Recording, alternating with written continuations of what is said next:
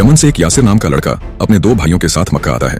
वो अपने गुमशुदा भाई को ढूंढने आते हैं, मगर कोई सुरागा नहीं मिलता। यासिर के दोनों भाई हिम्मत हार कर वापस यमन चले जाते हैं, लेकिन यासिर मक्का में ही बसने का फैसला करते हैं। मक्का में वो कुरैश के बड़े कबीले बनु मखजूम में अबू हुज़ैफा अल मुहीरा के अंदर गुलामी की जिंदगी गुजारने लगते हैं।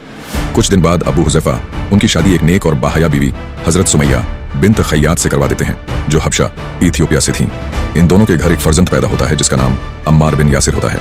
क्योंकि ये लोग बाहर से आए थे, इसलिए मक्का में इनका कोई हिमायती प्रोटेक्टर नहीं था और अबू हुज़ैफा भी कुछ ही अरसे बाद दुनिया से चले जाते हैं। फिर जब इस्लाम की दावत आती है तो हजरत सुमैया इस्लाम कबूल करने वाले पहले 7 लोगों में शामिल होती हैं। इसी कबीले बनु मखजूम से अबू जहल भी था, जिसे नबी करीम ने इस उम्मत का फिरौन कहा। वो इस्लाम का सबसे बड़ा दुश्मन था। उसे डर था कि अगर लोग इस्लाम कबूल कर लेंगे तो रसूलुल्लाह का कबीला बनु हाशिम मजबूत हो जाएगा। इसी बुग़्ज़ और दुश्मनी में उसने सारी हदें पार कर दी। हजरत सुमैया के शौहर यासिर, उनके बेटे अम्मार और कुछ और इब्तिदाई मुसलमानों को सरेआम बदतरीन अज़ियतें दी जाती थीं। उन्हें लोहे की ज़रा पहनने पर मजबूर किया जाता, तपती धूप में बांध दिया जाता और बहुत शदीद मारा पीटा जाता।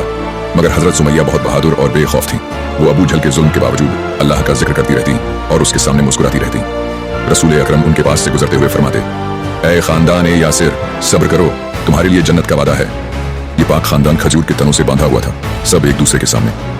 कई दिनों की लगातार अजियत के बाद यासिर नीम जान हो चुके थे। इसी दौरान अबू जहल हजरत सुमैया के पास आया और बकवास करते हुए बोला, तुम्हारा शौहर तुमसे पहले मर जाएगा। जब वो मरेगा तो तुम बहुत खुश होगी, क्योंकि तुम मोहम्मद से बहुत मोहब्बत करती हो। अपने शौहर की मौत के बाद तुम उनसे शादी करना चाहती हो।